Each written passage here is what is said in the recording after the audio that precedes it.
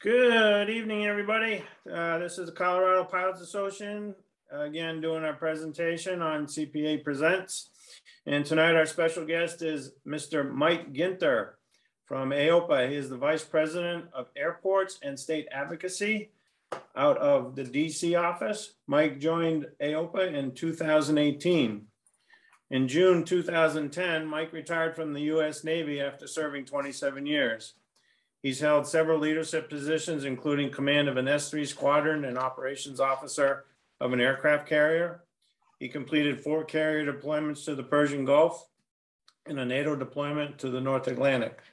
Following retirement, Mike served 7 years in the civil service in the Pentagon as Chief of Staff and Deputy Director to the Deputy Assistant Secretary of Defense for Developmental Test and Evaluation. In this position, Mike oversaw the growth and engagement of over 70 test engineers, analysts, and former test pilots in the preparation of critical test assessments of the largest defense acquisition programs like the F-35 Joint Strike Fighter, KC-46 tanker, and the presidential aircraft. Mike grew up in York, Pennsylvania, and earned his pilot license as a high school senior. He graduated from Embry-Riddle Aeronautical University and received his master's degree from the National Defense University at Fort McNair, Washington, D.C. Mike is an active pilot and has logged over 500 carrier-based missions and 4,900 flight hours in various military and general aviation aircraft during his 40-year flying career. He holds a commercial certificate with instrument and multi-engine ratings.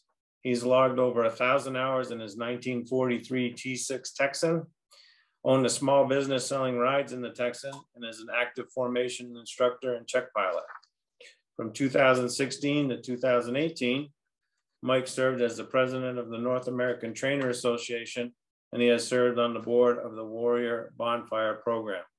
Mike and his wife reside in Reston, Virginia. Thank you very much for coming on, Mike. We really appreciate it. And I'll turn the floor over to you. I know some of the things that we talked about would be the phasing out of the 100 low lead, airport closures, and other things that the Aopa is advocating on behalf of general aviation. So thank you, and I'll turn it over to you, Mike. Thank you very much, and I appreciate the invitation. It's a pleasure. I wish I was there in person. Wish you were all in one place in person. So. Good to see a couple names and faces I recognize. Mr. Elaine's there. Nice to see you, David. And Brad Walker is one of our ASNs, and I think we have Keith Sirks on. Maybe that's the iPad. Keith, is that you? They're all muted. Yeah, that's me. All right, good. Incognito tonight. Well, hey, Thanks very much. Long-winded bio there. All that really needs to say is I'm passionate about general aviation. And I wasted 7 years of my life in the Pentagon as a civil servant. Wish I would have found this job 7 years earlier. So that's the short version.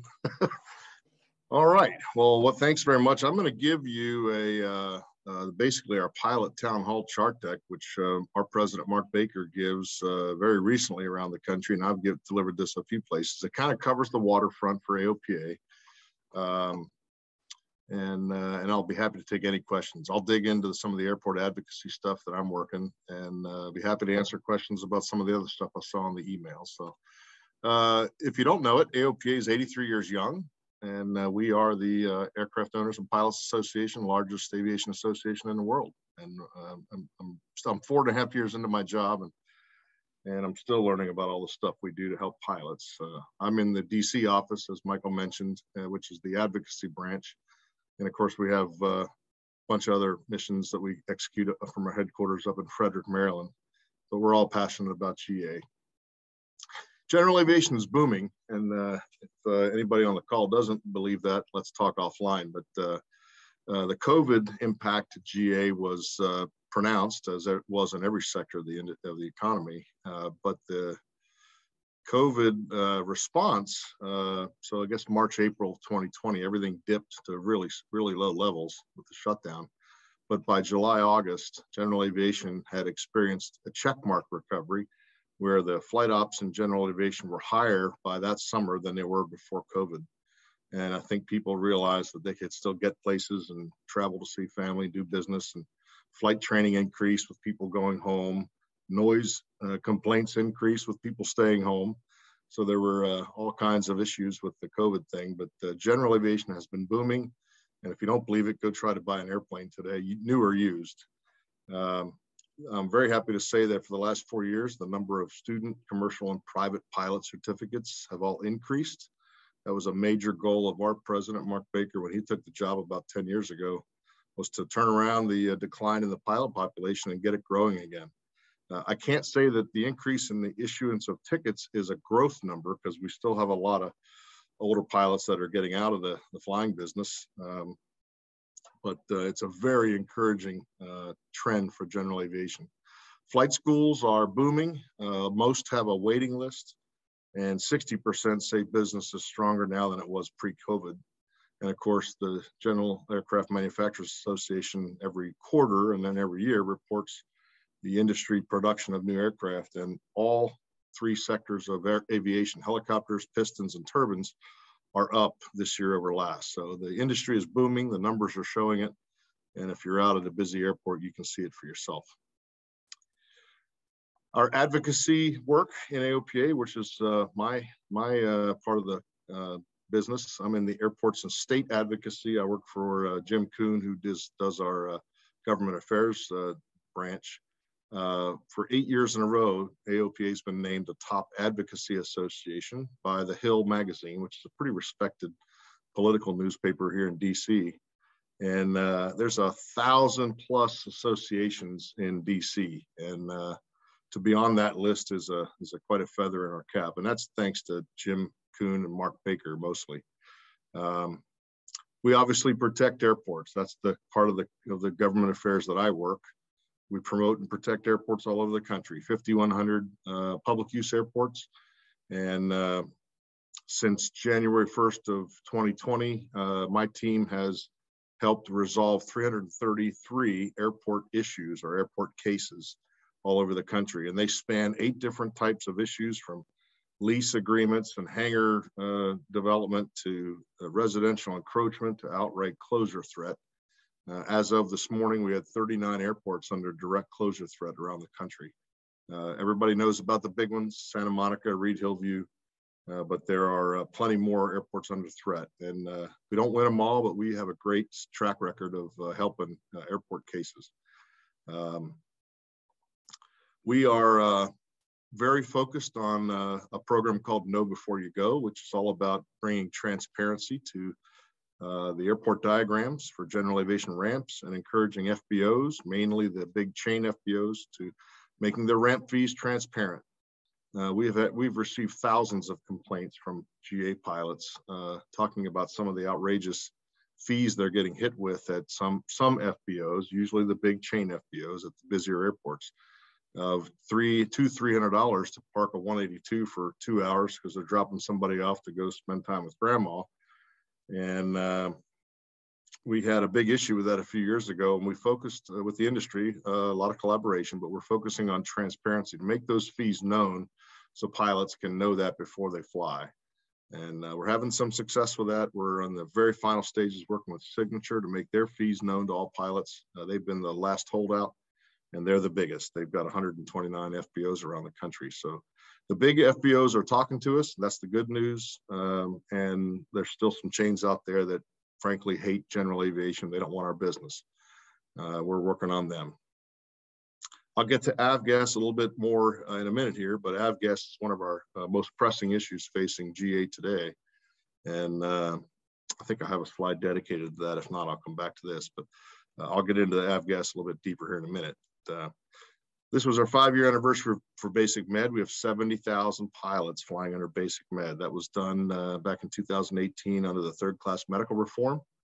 And it's a fantastic way for pilots to keep flying, and it actually encourages more health. I mean, how many, you don't have to raise your hand here, but how many pilots have maybe told a fib to their AME to get their medical issued and then try to keep things a secret from the FAA while they go get medical care elsewhere. So this program allows pilots to kind of get out from under the FAA and stay healthy and do what's best for their health and keep flying. Of course, there are limits, as most everybody knows. It's when you fly under Basic Med, it's day, night, VMC, IMC, up to 18,000 feet and 6 passengers or less, and never for hire. So that's a very successful program. We're happy about that. And lately we've been working on improving our support to flight schools to improve the efficiency of flight training. And there's hours we could talk about that, but if anybody knows anything about a flight school, the owners are generally happy because business is booming. The flight instructors are generally happy because they're getting their hours and they're probably going to be leaving soon for the airlines. And the most dissatisfied part of that triad is the customers. My wife was one of them here in Manassas, where she had 12 flights and she flew with 8 different instructors, which is the curse of being a successful flight training industry. And we've developed a thing called the Flight Training Advantage, which is an app-based program to help flight schools track who's coming up for major milestones. Maybe it's a safer solo check or a stage check for an instrument rating, and lets the flight school owners plan when the DPEs are needed, lets the flight instructors know what's been done for the last flight so they don't have to repeat it, and it lets the pilot kind of see a track of what's coming next. So it's we're rolling that out the last couple of years, and it's growing quickly. All right, let me move my little picture thing out of the way here. We're also working on implementing what was in the last reauthorization bill, which was real-time military ops areas and special use airspace notifications that'll show up on your cockpit displays or on your iPad if you have ForeFlight. If we can get that done, there was a study done that we could save over $100 million a year just in fuel alone, which is great for a lot of reasons. It's cheaper and it's better for the environment. So that has not been implemented yet, but it's a mandate from the last reauthorization bill, and we're working hard to get that finished up with the FAA. For airport advocacy, near and dear to my heart, these are just 3 of the bumper sticker airports we're working right now. Scottsdale Airport is a booming airport in Phoenix, and it's when I was there just a month ago, it was I think I counted 6 Piston aircraft on the flight line. The rest were jets and turbines or turboprops. And what's happening at Scottsdale is they're in a 7th year of a master plan implementation, which has several parcels of hangars being repurposed to house more corporate aircraft. So right now at Scottsdale on April 1st, what's that, 9 days from now, about 70 GA pilots are being evicted so that their 5 rows of hangars can be demolished and they can build 3 corporate hangars to handle more corporate jets. On the surface, that is not an illegal, not a violation of the grant assurances or the compliance handbook. But when we looked at it from a historical perspective, we think we see a 3 or 4 step systematic plan that strips off GA, and we just don't think that's right. So we're going to try to help those pilots. They've formed a group called Save Scottsdale GA, and we're going to see if we can get any traction. Maybe stop the demolishing of those hangars for a short period to let the FAA look at it. And if we find that the FAA sees something here that maybe doesn't look right in the intent of the compliance manual, it'll be a watershed event for helping protect GA from being stripped off of some airports. And that happens at a lot of places and with a very clear intent and purpose by the sponsor in some cases. Whiteman Airport out in LA, it's an LA County airport. LA County owns 5 airports.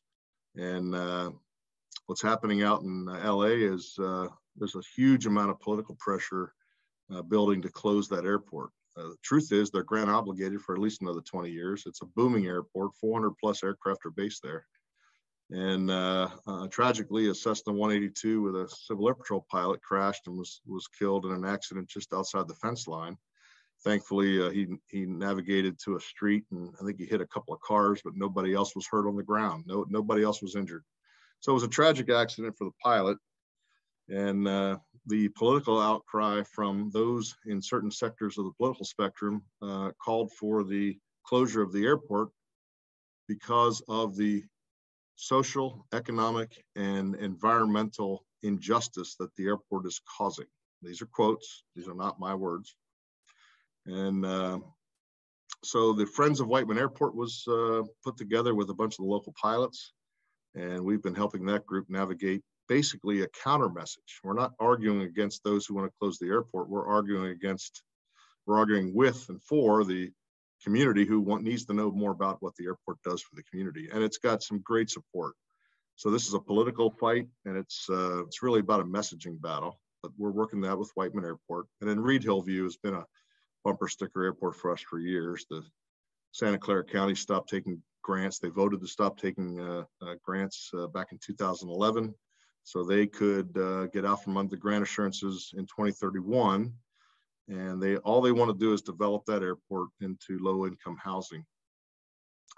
Over the last several years, they were looking for any possible way to accelerate closure of that airport. And the reason that they found to try to go for an early closure was the environmental and health hazards caused by airborne lead coming from aircraft burning 100 low lead fuel.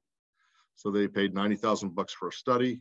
They found that, yep, what we all knew, that airborne lead is hazardous to your health. When taken in, their blood lead levels get to a certain level, it's certainly not a good thing for your body. And so they are using that now to put some serious pressure on the FAA to let them close early. They've stopped selling 100 low lead.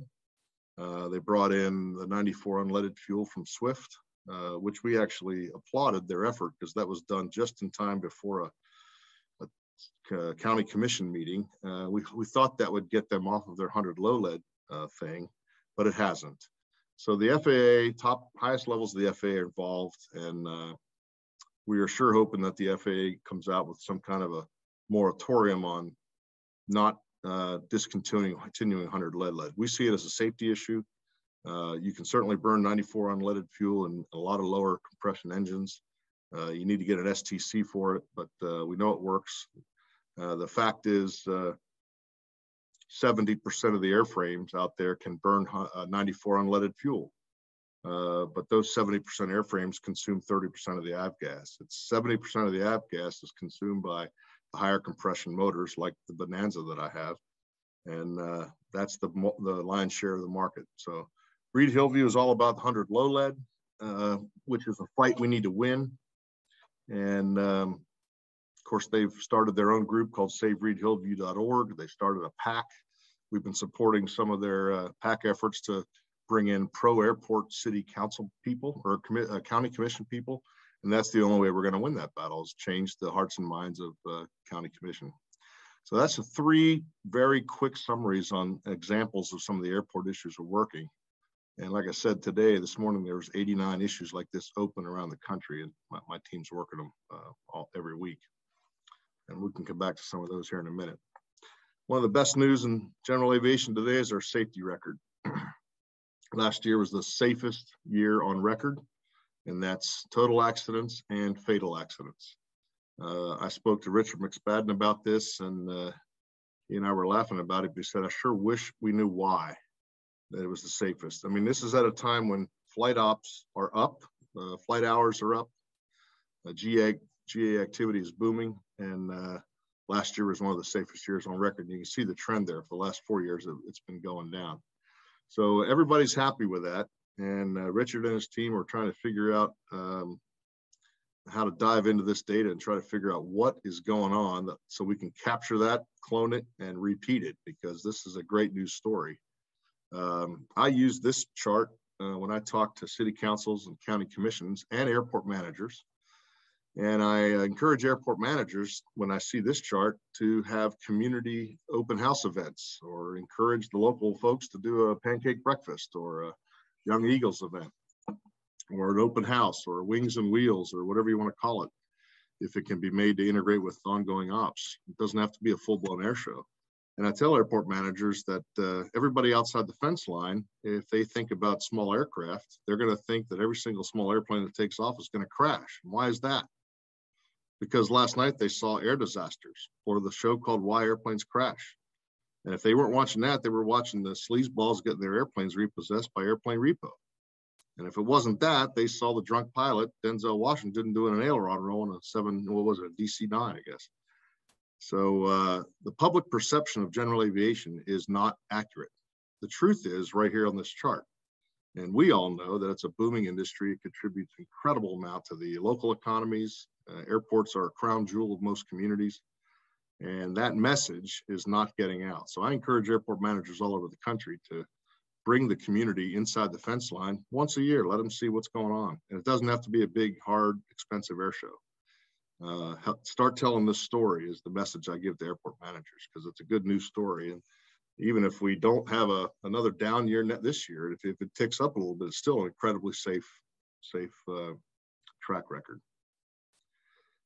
All right, one of the things we're quite proud of is the reach that we have. Our ASI, our Air Safety Institute, has reached over 12 million viewers of their ASI material on all those channels listed on the left side of that chart. So all the social media channels. We're already teaming up with universities to expand our reach, some of the big ones. So we're quite proud of our reach. So 680,000 or so pilots, 211,000 general aviation aircraft. And we have 12 million viewers watching some of this safety material. Do you think maybe some of those people are looking at some of the cool crashes and they have nothing to do with aviation? That's my guess. Richard doesn't like that, but I tell him the truth all the time. Our You Can Fly Academy is the part of our association that's focusing on growing the pilot population. And the You Can Fly Academy and the Air Safety Institute are both funded 100% by donor dollars, the Aopa Foundation. You Can Fly is working on 4 pillars. One was the high school STEM program. We're in over 500 classrooms now and over 10,000 students. And that's a 4-year curriculum that leads to a private pilot written or a Part 107 drone written.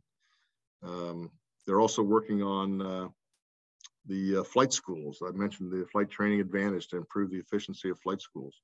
We've worked on Rusty pilots. We've got over 10,000 pilots back in the air now through our Rusty pilot seminars. And so everything we're doing to help bring GA back is being helped along quite admittedly by a strong economy in the airlines. A lot of people want to get into that airline track and make a great living as an airline pilot. So the demand signal is clearly the industry is pulling more people in because it's a desirable career. But they have to go through the first rung of the ladder, which is general aviation. So we're working hard to make that a better rung. We're working hard to keep those people interested in GA as they go on to their pro track training. So there's a little bit about the foundation in our high school program. We're giving away $1 million every year in scholarships. Not all scholarships go to students. We're picking 20 educators every year to get them their private licenses. We're in 44 states now. There's the 10,000 students I mentioned, and look at the demographics. Of those 10,000 students who enroll in these programs, this high school STEM program, 20% are women, 40% are minority. And if anybody doesn't know what the demographics are for the typical pilot today, the demographics are about 94% white men and 6% others. So we are very excited about these demographics, and it's going to be a game changer with more people getting interested in aviation and shown the door and shown the path to get into it. So the aviation of the future is going to be certainly more diverse, and there's a lot of eager people out there, just like we all were when we started flying. That curriculum, by the way, is completely free to every high school that wants it. One of the legs of our 4 pillars was the flying clubs. We've created 197 new flying clubs since this program started. 33 of those were created last year. And their motto is maximum fun at minimum cost. One of the demographic problems we saw was if you can afford to get flying lessons, you get your ticket, then what do? Most flight schools won't rent the planes out because they need them for flight training. And pilots were complaining about, hey, where do I go to fly? Well, the answer is if you don't have the resources to buy one or buy a share of one, is to join a flying club.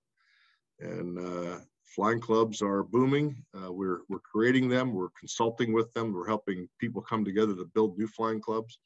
And it's a great venue to keep flying once you get your license. There's the Rusty Pilots number, 10,000 back in the air. We're still doing the virtual Rusty Pilot seminars. There's the Flight Training Advantage in a snapshot, and it's all app-based. And all I'll tell you about it is it's bringing lots of in-transit visibility to the machine of flight schools. Flight school owners know what's going on. Flight instructors know what to expect with the next student without hours of research. And the students have a great way to track their progress. So we think this will, it's still being adopted by lots of flight schools, but we think this will radically change and improve the efficiency. I mean, I know when I got my private ticket, it took me 56 hours. I know why, because I was bagging groceries, and every 2 weeks I'd take my $150 and I'd take another lesson. So I'd really do an hour of new work and a half hour of refresher work. But the average is somewhere in the 60 range, and the requirement is 40. So why can't we get the flight training efficiently done down to closer to 40 hours? And we're hoping this does that. That's a major cost reducer, and that'll make flying more attractive to a lot of people. Talk a little bit about the foundation. That is something I support. It's a great way the dollars go directly to help these students with all those 4 pillars we talked about: the high school STEM, flying clubs, rusty pilots, and flight training advantage. And if anybody has questions about that, you can talk to me afterwards, or I'll send you to the website. Our events over the last 7 years now, 8 years, since 2014, we're trying to hit the whole country. If you remember the old days of AOPA, we would have an expo once a year on one coast or another, and they would always have the big fly-in Frederick every year. And when Mark Baker came in, he wanted to get the association out to where the members were. So this record shows each year by color coding where we've been for a fly-in. And these fly-ins are not inexpensive events. Imagine a major footprint at your airport that starts on Wednesday and is done Sunday night. And we exported that from Frederick. Major lift, but huge return on investment. Our members loved it. And of course, we all suffered the COVID hiccup, but we're coming back this year with I think one in the Pacific Northwest, and I don't know where on the East Coast we're going to do one, but we're going to do at least 2. And Mark is beating up our events team to find 1 or 2 others this year. Big demand signal from our members, and we used to have a lot of pilots fly in, camp with their airplanes, come to the party on Friday night, cook out, and have some fun with your airplane. Obviously, there's a big hole up there just north of Colorado Springs. We got to figure out how to fill that. Maybe we'll do one up at Pagosa Springs with Keith Thurst. That picture is no longer accurate. Our sweeps airplane just came back from paint 10 days ago. In fact, we did an airborne photo shoot with it last week, and it's probably going to be on the cover of the next magazine. But that's a Grumman Tiger, new engine, new panel, new interior, new paint, and it's sexy. So you can see the panel there. It's kind of nice, but some lucky winner is going to get that, I guess, this summer. So I'm not eligible, so I try not to look at it. All right. If anybody ever needs to get help from AOPA, the best way to reach us is 1-800-USA-AOPA, and our Pilot Information Center is there to vector your call to either medical or legal or technical services for your aircraft, or EFERT for your flight instructor refreshers, basic med questions, all kinds of stuff. We do VREF. All of our members get the free VREF service. So we'll take a pilot's or a member's listing of an airplane they're looking at, and we'll come back with them in a couple hours and tell them what we think VREF value is for that aircraft. I used that quite a bit when I was looking for my Bonanza last year. I'll tell you that for about 25 years, I paid my dues, and I just loved the magazine. I was in the Navy, I was deployed, and I looked for that magazine every month. I don't think I ever called the Pilot Information Center. I was vaguely aware of a thing called advocacy. I didn't pay any attention to it, but I benefited from it. And it wasn't until I applied for this job and I read every page on the website, and it blew me away what AOPA does for its members. And I'm proud to be a part of it now. So that's the question slide. I'm going to unshare for a minute. I can take a question or 2, and I'm going to find another chart just on avgas, if I could, Mike. All right. Any questions so far? No questions, but the one thing I preach far and wide the advocacy of not just AOPA, but EAA. Yep. And I wish more flight instructors emphasized, when students started learning to fly, the reasons why joining organizations like AOPA and EAA are important for the health of the aviation community. I mean, AOPA has been great to work with, and I've used their legal services a number of times, as well as various other services. So it's well worth the time and energy, even if I don't use it. So, right. I've got a chart here that I'm going to find. on 100 low lead. Just gives a few of the details. I could talk to it extemporaneously. It's pretty easy. But has anybody here heard of the Eagle Initiative? Speak out if you want to. I'm just curious if you've heard of the Eagle Initiative. Anybody? I watched I happened to be at had my car in the garage today getting worked on, and I sat in the waiting room and I watched the last 3 episodes of the Aopa on YouTube, and that's where I came across it. Good. Was today.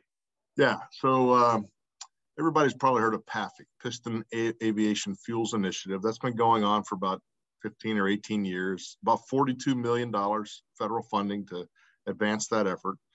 General aviation and the aviation association industry has been focused on getting the lead out for a long time. It's a very tough chemical challenge.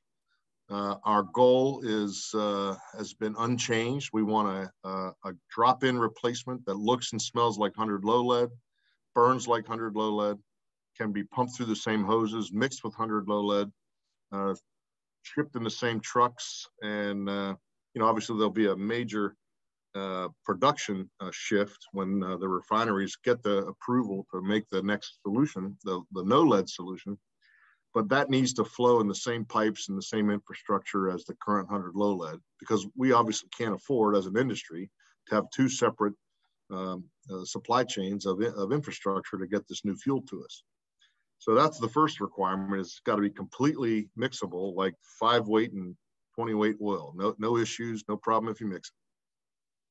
The second thing is we require that the FAA like it so much they do a fleet-wide approval, which means no STCs. So once it passes all the testing and certifications and absolutely passes every rigid test that we're putting these candidates through, we get a fleet-wide approval from the FAA. So if it looks and smells like 100 unlead that the FAA approves, then it's produced. And just like 100 low lead is now, it's produced and it's provided, and production cranks up, and slowly they turn off the tap of 100 low lead, and the tap for 100 unlead is full stream. So those are the goals. Mike, why are we? Go ahead. I'm sorry to interrupt, but we just had one of the questions from one of our viewers is, what does the acronym EAGLE stand for, and what? And I know because I watched it on the YouTube today, but all those groups, those industry groups, and Mark Baker and all those other people that are involved, what is their mission? How are they working with the PAFI group? Yep, a great question. So first, I'll tell you what EAGLE stands for in a second. PAFI's been around forever, and Mark Baker met with the entire avgas supply chain world, including all the association leaders. We call it the avgas coalition. And it was really to come together and say, hey guys, we need to speed this process up. What's going on? And some of the information he got was great, and some of it was alarming. Some of the refiners weren't really sure that there was a problem to begin with. The refiners, the fuel makers. They certainly know now, and they're extremely interested. The vendors that were coming in with solutions are very interested because they see a big market share if they can fix the problem. But Mark Baker kind of rattled everybody's cage, and the FAA was there, EPA was there, all the alphabet associations. And out of that first avgas coalition, maybe the second one, the leader spoke several times. And at the Gamma Industry Outlook, what was it now, 3 weeks ago, the FAA administrator, Steve Dixon, announced the EAGLE Initiative, which is essentially the afterburner for PAFI. It's the catalyst to accelerate all the efforts that are the PAFI efforts.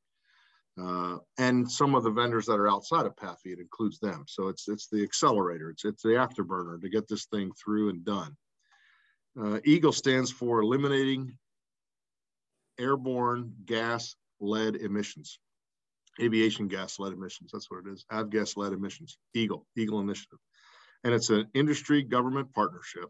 Again, the FAA administrator himself announced it 3 weeks ago at the National Press Club, and so maybe it was needed because Mark got everybody excited and said, "Hey, we got to rattle some cages and get this thing moving. The other truth is that the increasing cry for the elimination of lead is causing the EPA to consider an endangerment finding on lead. We expect that endangerment finding to come out in early 23, about a year from now. That will kick in a blindingly fast bureaucratic process that'll take 6 to 8 years for the FAA to go through its rulemaking process and comply with the endangerment finding. That takes us out to about 2030, which is why the Eagle Initiative is saying we're going to fix this by 2030. So it all lines up. The other good news is there's plenty of good, promising candidates entering the testing pipeline to get tested. And the whole testing scheme was looked at and improved a little bit. A lot of the candidates were going through testing and doing great until they got to the hardest test, which was done at the end. It was an endurance test. And some of the candidate fuels failed. So now they're doing the toughest tests first. And if they pass those, then it's faster. We're getting to the bad answer earlier so we can keep moving. It's accelerating the test process. Nobody's trying to shortcut the test process, by the way. We want this stuff to work for our aircraft. So Eagle Initiative is the afterburner. It's a communication strategy to let the entire government, including the EPA, know that we are committed to getting the lead out. We've had many members come back to us angry, saying, this is ridiculous. There's not that much lead anyway. Why are we going through this hassle? Quite frankly, the answer is it's impossible to defend lead, and we're not going to do it. And we know the solution's out there. It's a doable do, and we just have to get the right smart people. Well, they're already involved to finish the work and get it done. I'm quite confident it'll happen. I bought an Aopa 50 powered Bonanza 8 months ago, and I didn't think twice about the high octane requirement. So it's certainly not hurting the used aircraft market right now. So let's stop there for a minute and talk about lead. There was one question that popped up and I lost it. Let me see if I can find it in the chat. So Eagle, we told eliminating aviation gas lead emissions. And then is AOPA damping any of your optimism about GA given the current administration's energy policies, not to mention additional stresses caused by the war in Ukraine? The answer is no. We're going to do this regardless of political winds because it's the right thing to do. And frankly, I think if we get the lead out, we're probably going to see longer TBOs, less spark plug changes, no such thing as a foul plug anymore. I got 183,000 miles on my F-150, and I just changed the plugs about 3,000 miles ago, first time. Mike, I've got a question. Yes, sir. Keith. The lead handling, the leaded fuels we have now require basically special handling because of the lead. As we go to the unleaded options, are we looking at some kind of a cost efficiency because they can go down kind of the standard handling drill and don't have to have the cleaning and special handling? Great question. I hope so. I don't think anybody's looking at that yet. That's going to be a byproduct of the winning solution. And they'll have to relook at all the policies, all the OSHA requirements and MSDS sheets for the chemicals and all that stuff. So I don't know what that looks like. We've had a lot of pilots ask us, is this going to be a cost impact to pilots? All I know is what Mark has told us, and he tells pilots this freely, is we don't know what the cost is going to be per gallon, but every one of the experts has told Mark about how if we get to the right solution, there's not a major refinery modification needed if we do this. It's more about ingredients and mixing, the actual process. So if that's true, he says, yeah, it might be a little bump at the beginning, but if we can get this done right, it might actually be a cost savings in the long run. But we have no idea right now. All we know is we're going to get the lead out. We're going to do it before 2030 with a fleet-wide approval from the FAA. Thanks. Mike, I have a question about unleaded fuel.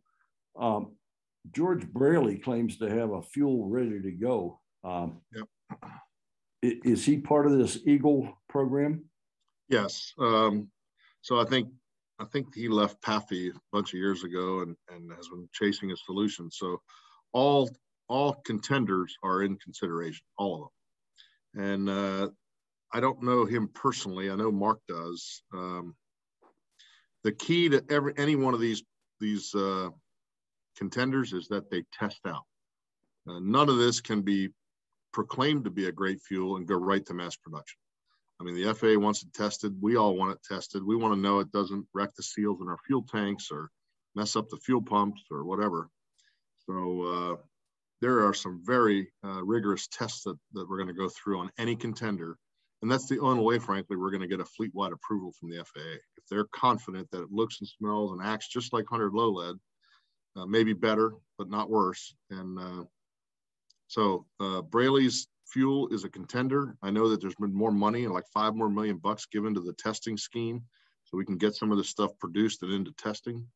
A lot of the contenders will talk about a formula, but the truth is there's not hundreds of 55-gallon barrels of the stuff waiting around to be tested. It's got to be refined and then tested, and then if it passes, then we get into mass production.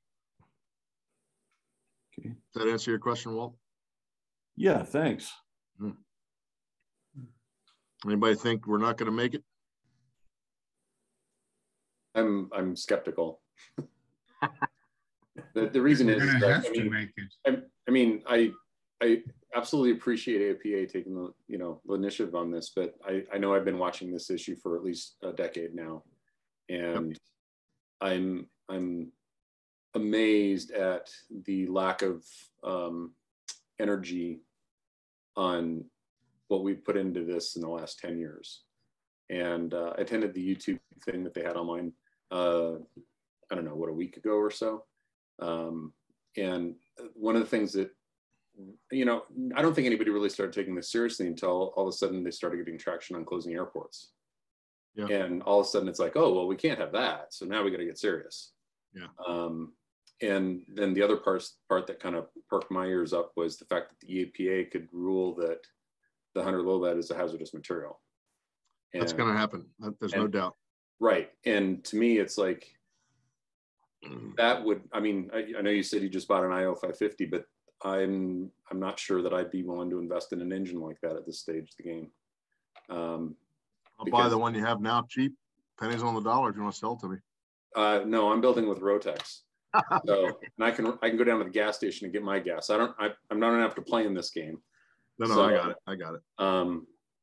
Yeah, I remember talking to guys at Oshkosh in 2012 about this, and they were running around pulling their hairs out trying to get people to listen to them, and nobody would have the conversation.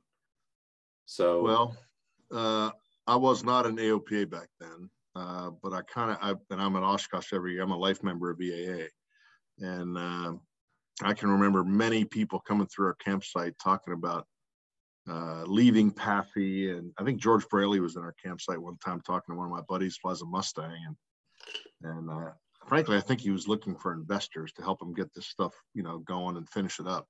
Swift Fuels is also looking at 100 octane no lead solution, so there's not just one or two candidates out there. There's several. All I can tell you is, and I don't have the magic answer here, but when you had all these organizations working on PAFI and it was well funded, and it probably did lag, the difference was Mark Baker took some leadership, and so did the other association leaders. We all came together, and there was a serious, go to the woodshed meeting, and they got all the molecules bumping into each other a little bit faster now. It's with the right kind of motivated leadership, you can do a lot of things. Look what's happening now in Ukraine, right? Miracle story of some of the defense going on. But so I'm pretty optimistic just because of the leadership focus that's on it, and the funding is there, and the government wants to make it happen. And when all that comes together, the stupid bureaucratic red tape sometimes falls away, and if there are any snake oil salesmen out there, they'll be flushed out, and we'll test it, and we'll figure out how to get it through. So it's a pure and correct cause that we're on, and I think that's going to be what, with this continued leadership focus, I think that's going to get us through. We got to do it. That's... Yeah, exactly. And we don't want any solution that disenfranchises the toughest engines. I think some of the toughest engines are the tightly cowed, turbocharged IO 550s. And we don't want to do that. We don't want to disenfranchise any airframe type or engine manufacturer. The Lycoming and Continental have to love this. Cirrus, Piper, Mooney, Beach, they all have to love it. And, you know. Well, it's not so much the airplane manufacturer, but the engine. Right. Well, sometimes the aircraft manufacturer has to modify the cowl to fit the engine, right? True. Yeah. I mean, I lay a lot of the blame on the engine manufacturers for basically taking this is the way we've always done it. This is the way we're always going to do it, and not being progressive about it. Right. Because the writing this isn't a new thing, and the writing's been on the wall for quite some time. No, I totally agree. I see a lot of energy. Mark says it's our most pressing issue facing G8 today. And when a leader like that puts the culture and imperative on a statement like that, I guarantee you there's a lot of direct reports that are saluting and getting right in line. and that happens with other associations too. They get it. You know, NBAA doesn't have a lot of piston burning members, and they are fully behind this. Well, Get the lead out and go back to the airport.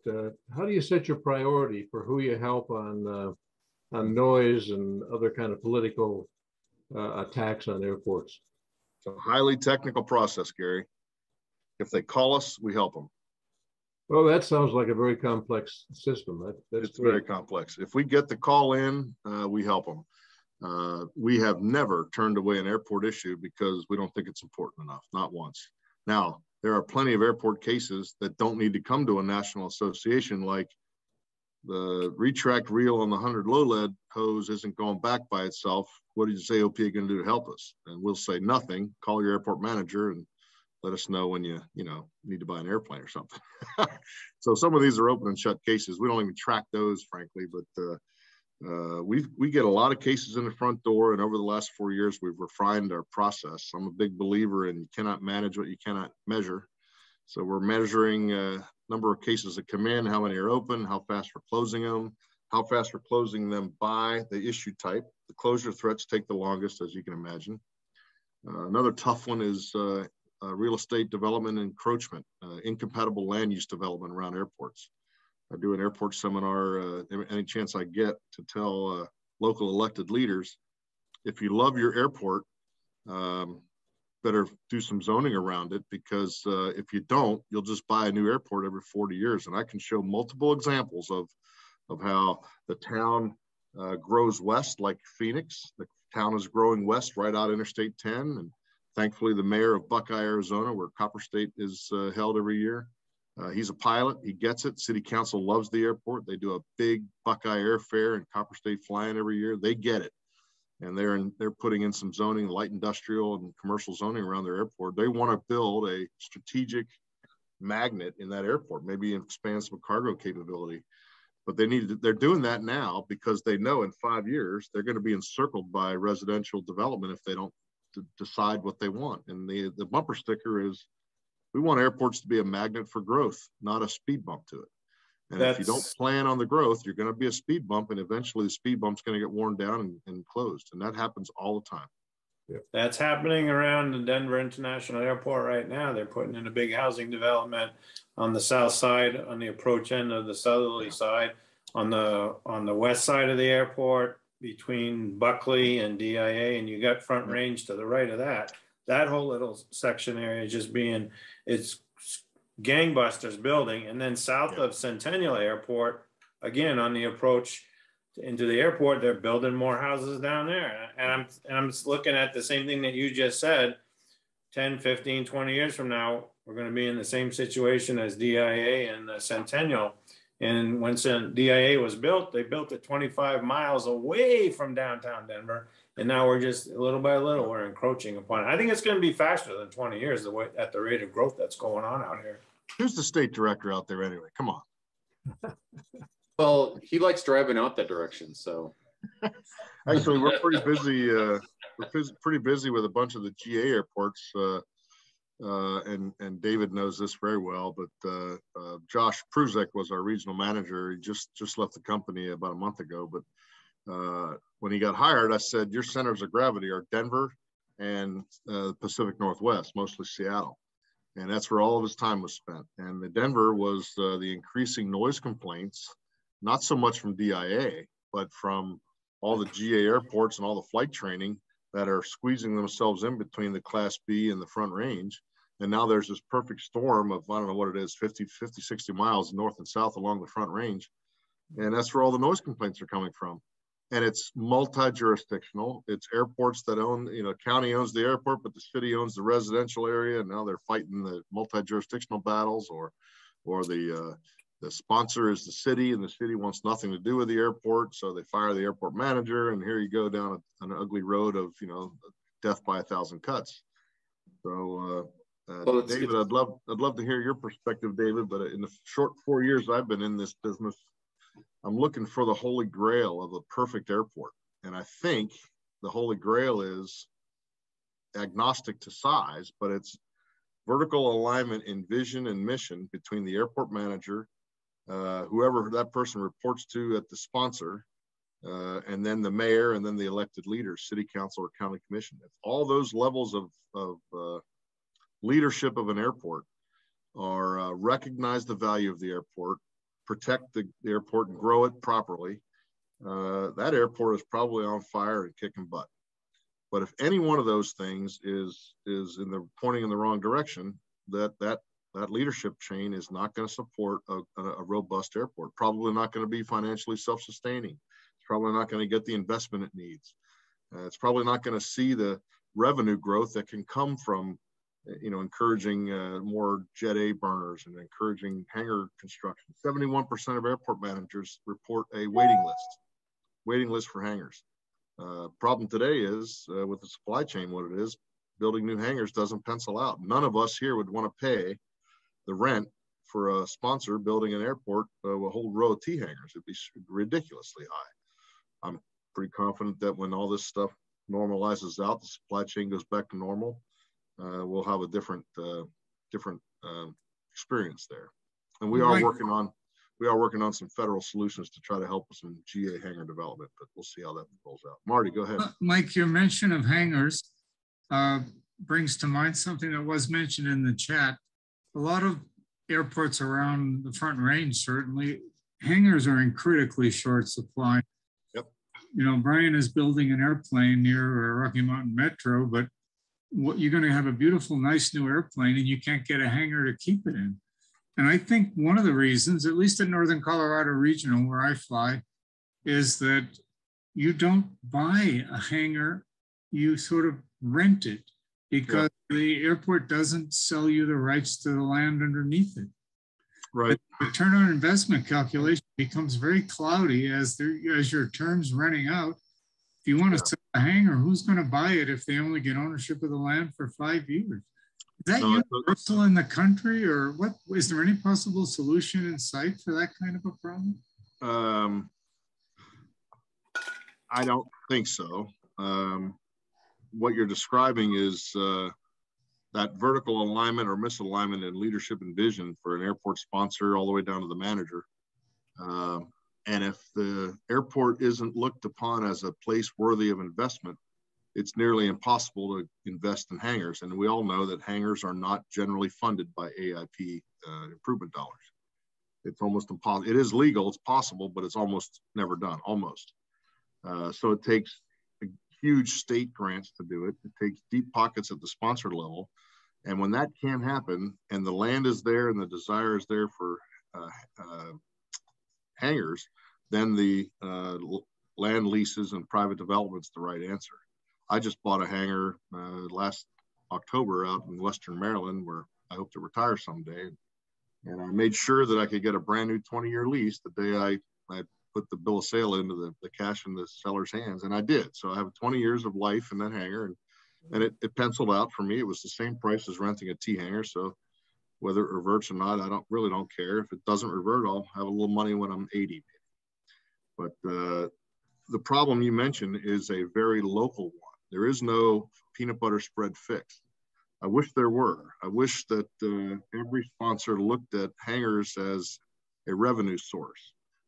Personally, and I would never, well, I would say this to Mark Baker, but he hates it when I say it. I wish that airports that can't afford to build their own hangars would do 20, 25, or 30-year land leases and then require some amount of maintenance done while the private investment goes into those hangars. And I wish that from day one, there was no doubt that it would revert to the hangar or to the airport, so that the airport could realize those revenues. 45% of airport revenues come from hangars when the airport owns the hangars.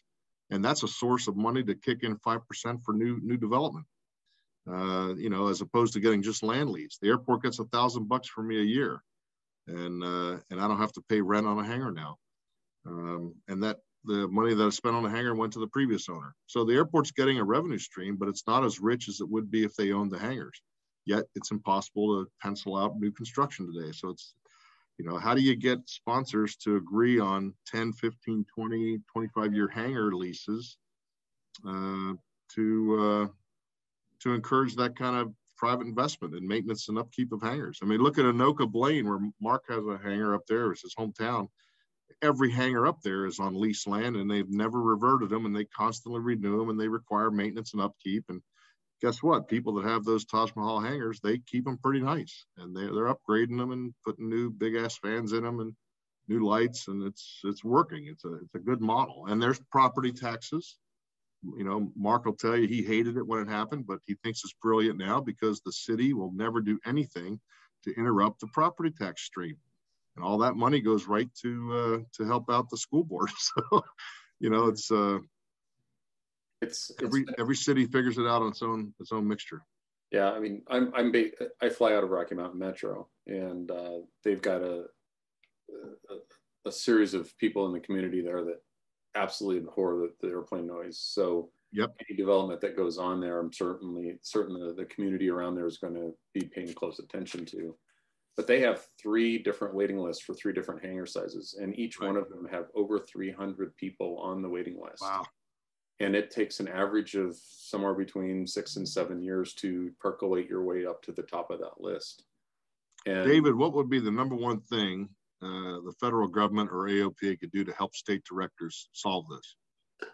You know, I think it depends on the state, Mike. You know, that's not necessarily an issue that we get into here. I think one of the things that is unique in Colorado is that we do have a state infrastructure bank loan program. It's a low interest infrastructure loan, and hangars are eligible. So if an airport wants to avail themselves of a low interest, easy to get loan and then use the revenue from that hangar development to service that loan debt, that's certainly an option here. We've had a few airports in the past do that. But again, there's got to be a business case for it. I know sometimes airports are challenged to charge a rent that pilots are willing to pay that makes the debt payment. And that's really true here in an area like Colorado and Denver, where the price of everything real estate oriented is going up because everybody's moving here from homes to everything else. So it's a tough nut to crack. And as a former airport manager myself for a number of years, it's the same challenge we've had for a long time. Yep. David, can we just build a brand new airport for the pilots someplace? Yeah, that would be called, I think it's called Van Air. It's the airport out there. No. I mean, someplace that I don't have to fly at 500 feet to stay below the class Bravo. Sure. Okay, I'll talk with you offline about that. Oh, okay, yeah. Honestly, I flew on Saturday, and FNL and BJC were both having people wait outside the airspace. Wow. Because the traffic was so bad. I've never seen it like that. It was crazy. So these things, I hadn't heard about that, Martin, but oh, I'm Brian. I'm borrowing Martin's account. Oh, I'm sorry. Brian, sorry about that. But okay. It's interesting the things you hear about in GA when the industry is booming in every sector. Right? It's booming. I'm seeing more and more people develop and start new airport communities. And they're calling us in like 3 or 4 in the last year, brand new airport communities. Maybe they're taking over one that failed after the 2008 recession, or they're starting from scratch. And we're starting to build a little body of knowledge to help these people build the perfect airport from the beginning without having to run into the, 2-yard roadblock that stops the whole thing, like easements or airspace problems or obstructions or whatever. But there are tons of people flying out to airport communities, and of course, if it's a federally funded airport, you're not going to get a new residential through the fence. I've gotten that from the Office of Airports in DC. That's just a non-starter. So if you know anybody, I'm sorry. There's a starter community that's for sale for right now. I'm just short $4.5 million. Yeah, I get it, but there are people out there that can pool those resources and get investors together, and it's happening. There's one up, Keith Sirks and I were talking to a guy at Copper State. It's up in Sholo, Arizona, and it was a failed attempt back in 08. Everything went south, and he's getting a full head of steam going and now selling lots. And you know, there's I think one or two houses from before. I'm sorry. Yeah. Anyway, I see movement in that direction with new air parks or expanding existing air parks popping up. Of course, that's a lifestyle change. That's do you want to drive, you know, a long distance to get to your airplane, or can you actually live with it full time? I mean, that's one of my dreams someday, but not in the DC area. I can tell you that. Hey, Mike, how you doing? Good. This is Brad Walker. It's good to see you. Hey, Brad. I'm sorry I can't be on video tonight. Having some technical difficulties, but I appreciate all your efforts with BJC and the fight that I'm battling over there. I think we're at a stalemate right now, which is, I consider that a success over at BJC, holding them back. So just want to, since I got you here, wanted to give you a little bit of an update. Yeah. We should follow up offline and get more details on that. But yeah, there's been some development, but also I do want to thank Colorado Pilot Association for putting this together tonight, and for you taking time out of your day and attending. Got a couple questions though. One of the things that just really just burns me up is I take off from BJC and I can't get a transition through the Bravo to my hangar over at Front Range. You know, I just find that kind of unacceptable. I fly in LA and they give me a transition overhead LAX all the time. I did my private pilot in the San Francisco Bay Area. I got a transition over San Francisco all the time to go take my friends on a bay tour. I got transitions over Charlotte when I owned an airport right outside of Charlotte. And none of this was done because of who I am. It's just because I asked and the ATC was able to accommodate it. But it seems like Denver is just so uncompromising. They make us fly around the Bravo. So how can I advocate for VFR Corridor through the Bravo? What's your advice on that? Not to be flippant, Brad, but it's a non-technical solution. It's try to schedule a friendly chat with somebody in the traffic TRACON out there and start a discussion. Find out what are they thinking? How do they think about that airspace? What are their limits? I mean, it's almost a sales approach. Figure out what that customer wants. Okay. And then and don't do it with torches lit and standing on the right FAA administrator's desk. I mean, it's having the conversations, everything. And I'll give you an example. Is AOPA is having a Hoover event, Hoover Awards this Wednesday night. We're giving a Hoover Award and the Chuck McGee Inspiration Award to a couple of famous, soon to be very famous aviators. And they asked me if I could help them get a P-51 Mustang and a Stearman flown into DCA, which is inside the special flight rules area and inside the flight restricted zone. And so I started the conversation with a couple of folks that I knew at the TRACON. They said to call this other person at the National Capital Region Coordination Center. And they said, well, yeah, it's a waiver. You need to get a waiver. So I said, okay, who do I talk to? Where's the form? What do I got to do? And I'm telling you, in about 3 days' time, I had this thing greased, and all I had to do was file the paperwork. And I filed the paperwork Thursday. I got the authorization last Friday, and tomorrow 2 airplanes are flying into National, and it's VFR airport to airport. They have to go through Dulles, get TSA checked. So there's the typical administrivia going on there. But the conversations are everything, Brad. And, and if you know somebody in the FAA that can get you an introduction to the TRACON folks, or invite the TRACON folks to come talk to you and start the entry there, build a network is what I would suggest. Okay. Yeah. Good suggestion. Hopefully I'm going to get to see you at an AOPA fly-in event here soon. I've been calling headquarters, and I guess nothing has been scheduled, but can you give us some insight on what's coming up? Pacific Northwest and something on the East Coast. Anything in the Midwest besides Oshkosh?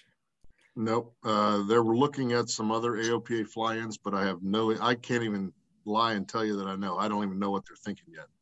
So certainly Sun and Fun here in a couple of weeks, and then Oshkosh in July, and then a fly-in Pacific Northwest and somewhere on the East Coast. Okay. And probably more. Mark's itching to get our company back on the road and go engage with members. So Mike, let me spin this around and ask a question of this group. And Keith Cirksel, I appreciate where I'm coming from on this one. I don't know what I see for total numbers here. Probably 20. Is that right? 21. AOPA has an airport support network of members who are volunteers at their local airports. And since I got hired, we started with 1,425, and today we're up to like 1,956 volunteers. We've grown about 500 in 3.5 years. And I'm trying really hard to get that network up to 2,500. And it's not because it's a feather in my cap. It's because an airport support network volunteer at a local airport is great early warning system for issues that are bubbling that we can get involved early and help them with. So my ask of you guys is to write down this website, aopa.org/ASN, Alpha Sierra November, and log in there and plug in your airport that you frequent or the one nearby that you frequent and see if there's an airport support network volunteer listed. If there is, thanks for checking.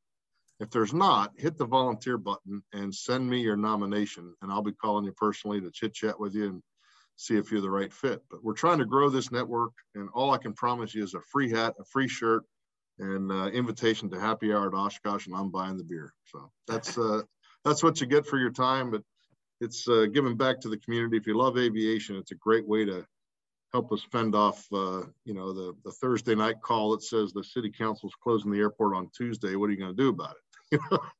So, what was Mike, if I could speak as the CPA president, we have an organization of volunteers across the state who are airport reps for the various airports.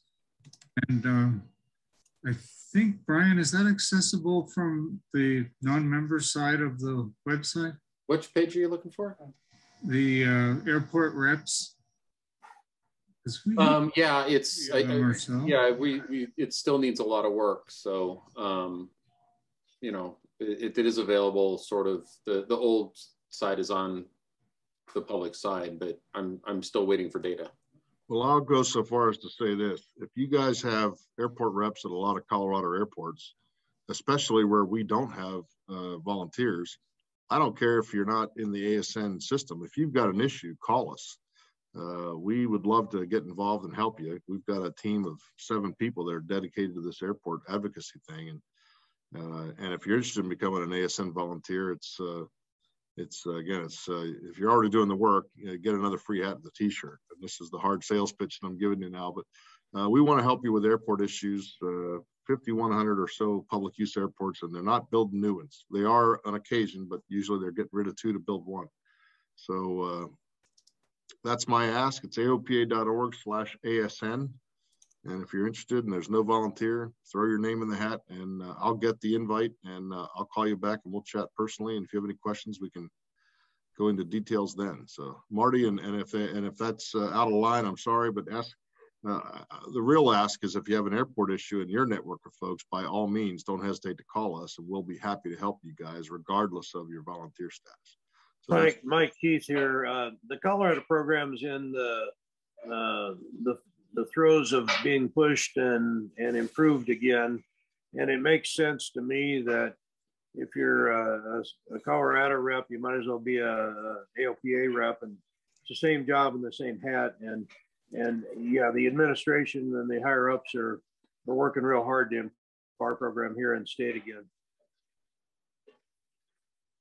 Also, by the way, Keith is on our Airport Support Network Board of Advisors. So he's our rep at Pagosa Springs, and helps us out with kind of like makes us think twice about some of the things we do with the program because we're not ASN volunteers, we're staff employees.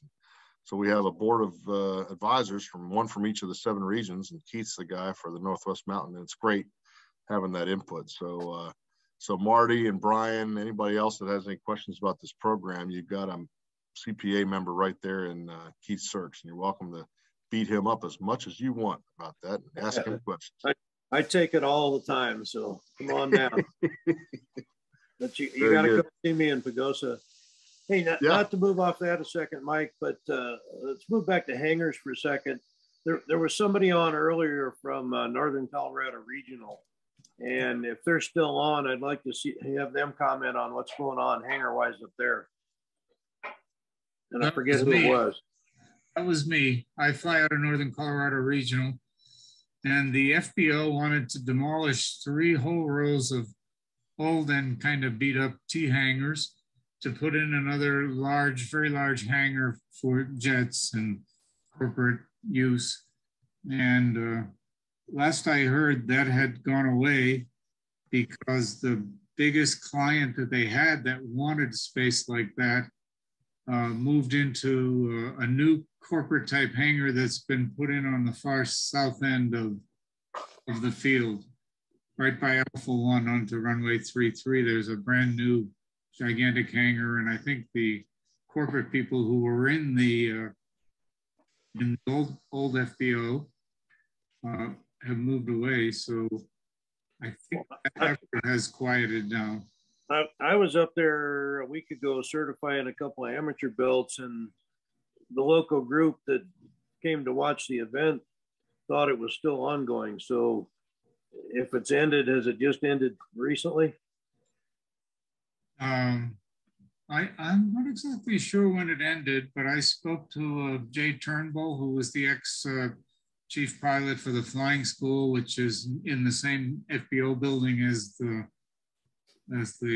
main FBO there. And he said that it was revealed that effort to demolish those 3 rows of hangars and throw out pilots who've been in the same hangars for 40 years or more has faded away. So it may come to life. I'll do As of a right little now, more that's homework. what I know. I'll do a little more homework up that direction then. Any other questions on avgas, or we didn't even get into the legislative work that our team does, but there's not a whole lot going on in Colorado right now, but we're in the middle of state legislative season, and we got about 7 or 8 bills around the country we're either fighting vigorously or supporting vigorously to get them through to help aviation in their states. But can I ask a question about that, Mike? Sure. This is Brad. So the word on the street that I'm hearing over in my neck of the woods is Joe Neguse and his staff, Ken Red, are still pushing a bunch of issues, and just want to hear what you're hearing on your end. Is anybody on the call from Joe Neguse's office? Nope. And this is being recorded. Yes. Everybody ever heard of a feel-good bill introduced to help out a constituent with a really big complaint? Yep. Over 11,000 bills are introduced in the U.S. House of Representatives. I think 400 or 500 pass every year. Wow. Do I need to connect those dots any further, Brad? You know, see where I'm going with that? No, I'm smiling. I wish you could see me, but we've been to Joe Neguse's office, met with his staff, and he heard very loud. Not him, his staff heard that in a very friendly meeting, by the way, very very cordial. We told them all about the federal preemption and how this country works with noise and airspace control.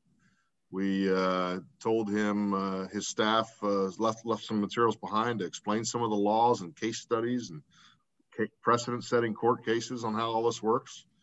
And we left them with a final thought, which was just to let you know that AOPA will oppose this.